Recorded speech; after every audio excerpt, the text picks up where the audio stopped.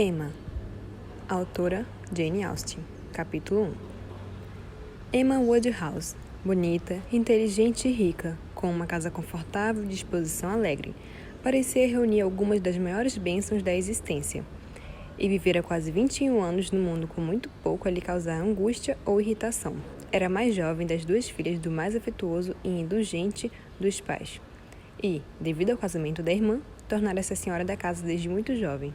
Sua mãe morrera há tanto tempo que ela não tinha mais que uma vaga lembrança de seus carinhos, e seu lugar fora ocupado pela governanta, uma excelente mulher que lhe dedicara quase o mesmo afeto da mãe.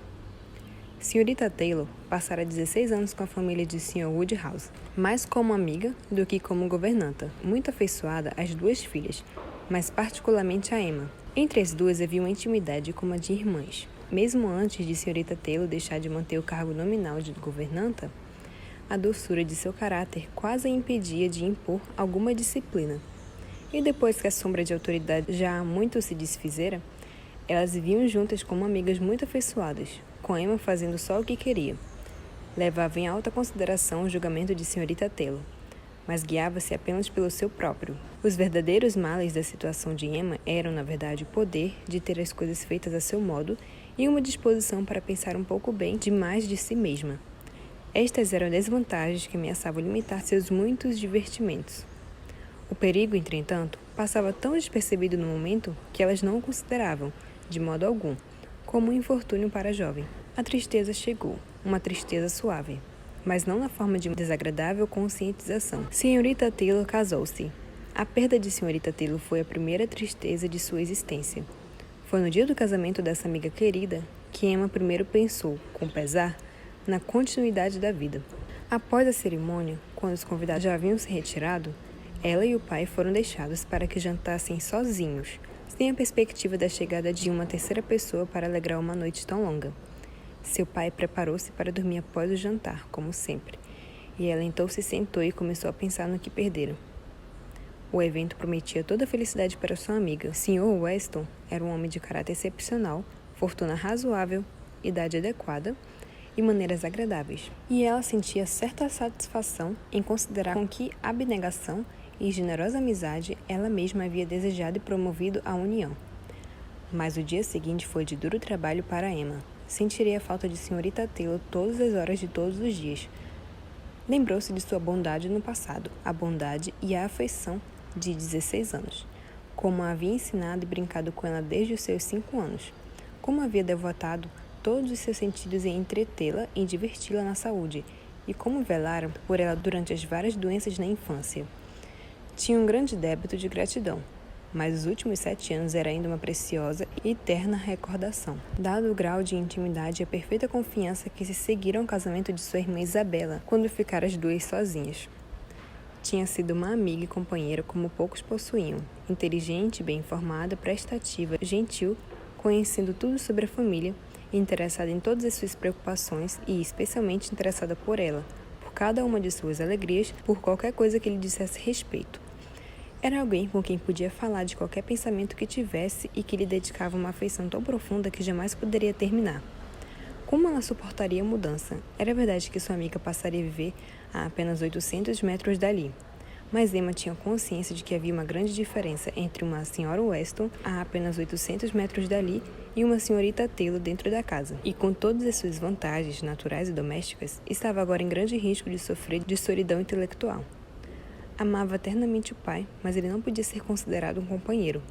Sua conversa não se comparava com a dela, fosse o assunto sério ou de brincadeira. A disparidade de idade entre ela e o pai, e Sr. Woodhouse não se casara cedo, fora muito aumentada pela constituição física dele e por seus hábitos. Tendo sido doente toda a sua vida, sem atividade física ou mental, era muito mais velho fisicamente do que de idade, e ainda que todos o estimassem pela afabilidade de seu coração e por seu temperamento amigável, não possuía nenhum talento que o recomendasse. Sua irmã, ainda que comparativamente pouco afastada dela pelo casamento, vivendo em Londres, a apenas 25 quilômetros, estava muito distante para uma visita diária, e muitas longas noites se passariam em Hartfield em outubro e novembro, até que o Natal trouxesse a visita de Isabela, seu marido e as crianças, para encher a casa e proporcionar-lhe de novo uma agradável companhia. Highbury O grande e populoso vilarejo, quase uma cidade, ao qual Hartfield de fato pertencia, apesar dos prados e plantações de arbustos separadas e do nome diferente,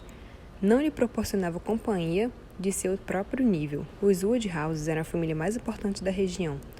Todos os tomavam como modelo. Ela tinha muitas relações no lugar, pois seu pai era educado com todos, mas nenhum deles podia ser aceito no lugar de senhorita Taylor, nem mesmo por um dia. Era uma mudança melancólica, e Emma só podia se esperar e desejar o impossível, até que o pai se apercebesse e ela tivesse que mostrar-se alegre. Ele necessitava de apoio. Era um homem nervoso que caía facilmente em depressão. Apegado a todas as pessoas com quem estava acostumado, detestava separar-se delas e detestava mudanças de qualquer espécie. E o casamento, como fonte da mudança, sempre era desagradável. Ainda não havia se conformado com o casamento da própria filha e só falava dela com compaixão, apesar de ter sido um casamento por amor, e agora era obrigada a aceitar a partida de senhorita Taylor também. Graças aos seus hábitos de gentil egoísmo e por não ser capaz de supor que os outros pudessem pensar diferente dele, estava bastante disposto a acreditar que senhorita Taylor tinha feito uma coisa muito triste, tanto para ela como para eles, e que teria sido muito mais feliz se passasse o resto de sua vida em Hartfield. Emma sorria e conversava tão alegremente quanto podia para ocultar-lhe tais pensamentos. Mas quando o chá foi servido naquele dia, ele não pôde deixar de dizer exatamente como dissera ao jantar. Pobre senhorita Taylor! Gostaria muito que ela estivesse aqui. Que pena, Sr. Weston ter pensado nela. Não posso concordar, papai. O senhor bem sabe. Sr. Weston é bem-humorado e agradável. Um homem excelente que merece uma boa esposa. E o senhor acha que a senhorita Taylor iria viver conosco para sempre, aguentando meus esquisitices quando podia ter sua própria casa? Sua própria casa? Mas qual é a vantagem de ter sua própria casa? Essa é 3 vezes maior. E você não é esquisita, minha querida? Podemos visitá-los sempre e eles também podem vir nos visitar. Vamos nos encontrar sempre. Nós devemos visitá-los primeiro. Temos que ir logo fazer a visita de cumprimento aos recém-casados. Minha querida, como eu posso ir tão longe? Randalls é muito distante. Eu não poderia andar nem a metade do caminho? Não, papai, ninguém pensou em fazê-la andar. Vamos de carruagem, é claro. De carruagem? James não vai gostar de preparar os cavalos para uma distância tão pequena. E onde os pobres cavalos vão ficar enquanto estivermos de visita? Vão ficar no estábulo de Sr. Weston, papai. O senhor já sabe que nós já arranjamos tudo. Falamos sobre o assunto com o Sr. Weston ontem à noite. Quanto a James, o senhor pode estar certo de que ele sempre ficará feliz de ir a Randalls, pois sua filha trabalha lá como criada. Duvido até que ele goste de nos levar a outro lugar. Conseguir este bom emprego para Hannah foi obra sua, papai. Ninguém pensou nela até que o senhor a mencionou. James está muito grata ao senhor. Fico contente de ter pensado nela. Foi pura sorte. Não gostaria que o pobre James se sentisse obrigado por conta disso. E estou certo de que ela será uma boa criada. É uma menina educada e fala bem. Tenho bastante consideração por ela. Toda vez que a via, ela sempre me fazia uma referência e perguntava como eu estava de modo muito gentil. E quando você a chamava no salão para abordar, eu percebi que ela girava a tranca e fechava a porta do modo certo, sem bater.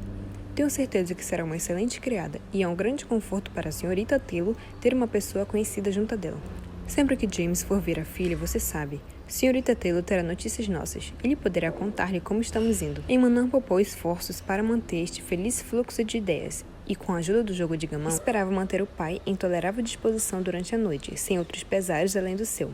O tabuleiro de gamão foi arrumado, mas a imediata entrada de um visitante tornou o jogo desnecessário. Sr. Knatley, um homem sensível de 37 ou 38 anos, não era apenas um amigo íntimo da família, mas especialmente ligado a ela, pois era o irmão mais velho do marido de Isabella. Vivia a cerca de 1,5 km de Highbury. Era um visitante frequente e sempre bem-vindo. Nesta ocasião, era bem mais vindo que o normal, pois acabava de chegar de uma visita ao irmão e a Isabella em Londres. Voltara depois do jantar, após alguns dias de ausência, e veio em direto a Hartfield para dizer que todos estavam bem em Brunswick Square. Era uma notícia boa e deixou o Sr. Woodhouse animado por algum tempo. O Sr. Knatley tinha um temperamento alegre, que sempre fazia bem ao velho cavalheiro, e respondeu de modo satisfatório às suas perguntas sobre a pobre Isabella e as crianças.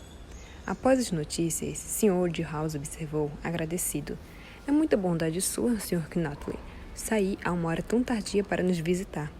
Temo que tenha feito uma caminhada terrível." "De modo algum, senhor. Esta está uma bonita noite de luar, e tão amena que é preferível me afastar de sua lareira. Mas deve estar muito úmida e enlameada. Espero que não pegue um resfriado." "Enlameado, senhor? Olhe meus sapatos, não tem nenhuma mancha." Bem, isso é surpreendente, pois choveu muito por aqui. Caiu uma chuva terrível durante meia hora, quando tomávamos o café da manhã. Queria até que eles adiassem o casamento. A propósito, não lhes desejei felicidades. Sei bastante bem o quanto vocês dois estão felizes, por isso não me apressei em congratulá-los. Mas espero que tudo tenha ocorrido razoavelmente bem, como todos se comportaram.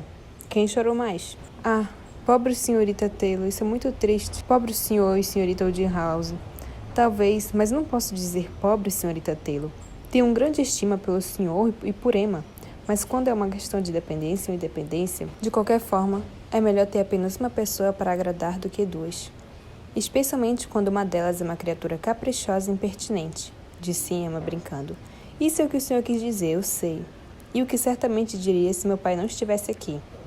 Acho que é bem verdade, minha querida, de fato, disse o Sr. Woodhouse com um suspiro. Temo que às vezes eu seja bastante caprichoso e impertinente. Meu querido papai, não pode acreditar que eu estivesse me referindo ao senhor, ou imaginar que o Sr. Knatley se referisse ao senhor. Que ideia horrível! Não, eu me referi a mim mesma. O Sr. Knatley adora encontrar defeitos em mim, o senhor sabe. De brincadeira. É tudo brincadeira. Sempre dizemos o que pensamos um ao outro. O Sr. Knatley, de fato, era uma das poucas pessoas que podia encontrar defeitos em Emma Woodhouse, e a única que sempre os apontava para ela. Embora isso não fosse particularmente agradável para Emma, seria muito pior para seu pai. Ele jamais imaginaria que ela não fosse perfeita para todo mundo. Emma sabe que nunca a lisonjeio, disse o Sr. Knatley, mas não estendo isso aos outros. Senhorita Taylor estava acostumada a ter duas pessoas para agradar, agora só terá uma. As chances são de que ela saia ganhando. Bem, disse Emma, desejando mudar de assunto. O senhor queria ouvir sobre o casamento e ficarei feliz de lhe contar, pois todos nos comportamos de forma encantadora. Todo mundo foi pontual, todos vestindo seus melhores trajes, nenhuma lágrima e apenas uma ou outra cara triste. Todos sabemos que estamos a apenas 800 metros de distância e certos de que vamos nos ver todos os dias. A minha querida Emma suporta tudo tão bem, disse o pai.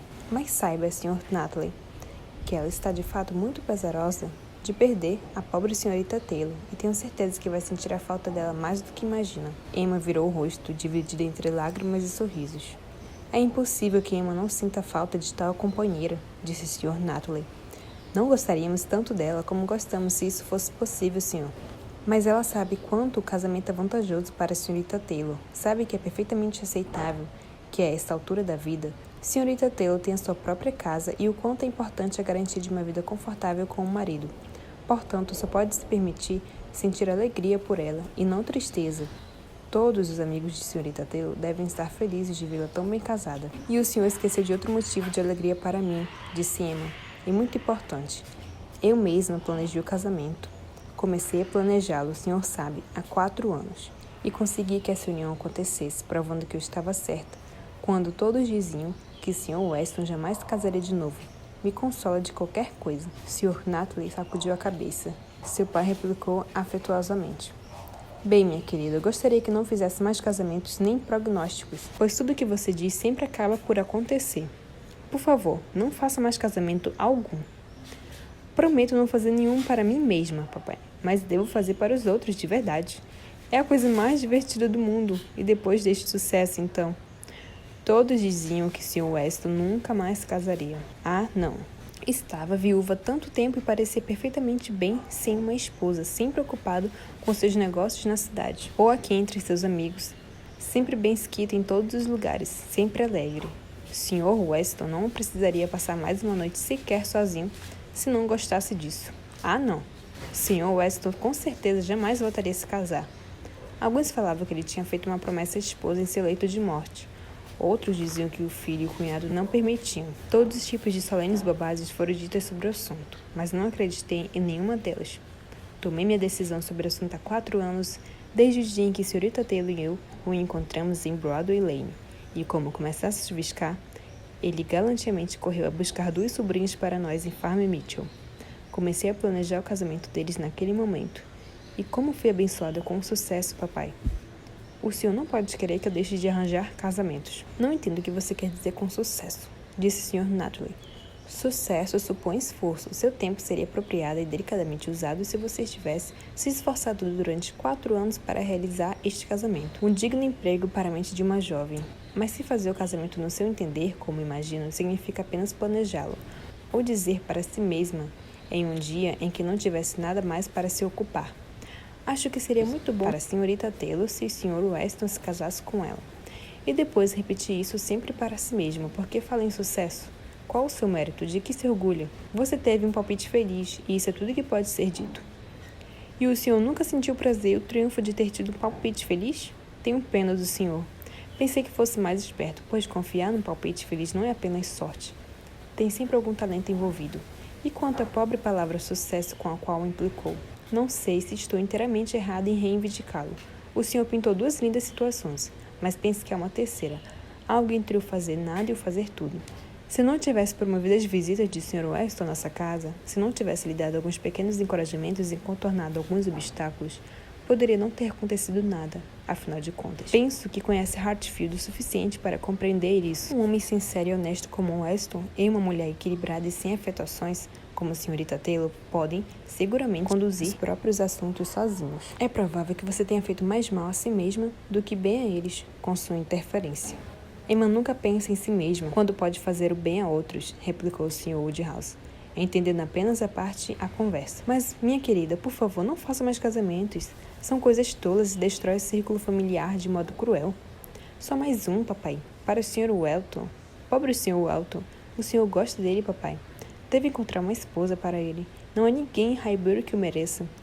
E ele já está aqui há 1 ano e mobilou sua casa de modo tão confortável que seria uma vergonha se ficasse solteiro por mais tempo. E hoje, no casamento, quando todos se deram as mãos, pensei que ele parecia querer que fizessem por ele a mesma coisa que fiz por senhorita Taylor. Admiro muito o Sr. Welton, e essa é a única maneira que tenho de prestar-lhe um serviço. Sr. Welton é um jovem muito elegante e de bom caráter, com certeza.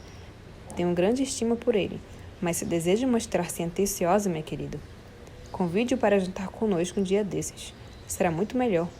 Ouso dizer que o Sr. Nutley será o gentil bastante para encontrá-lo. Com grande prazer, senhor, quando quiser, disse o Sr. Nutley rindo, e concordo inteiramente com o senhor que é a melhor coisa a fazer. Convide-o para jantar, Emma, e ofereça-lhe o melhor peixe e a melhor ave, mas deixe-o escolher a própria esposa. Pode acreditar, um homem de 26 ou 27 anos é capaz de tomar conta de si mesmo. Se você gostou do vídeo, deixe um like e se inscreva no meu canal. Até o próximo capítulo!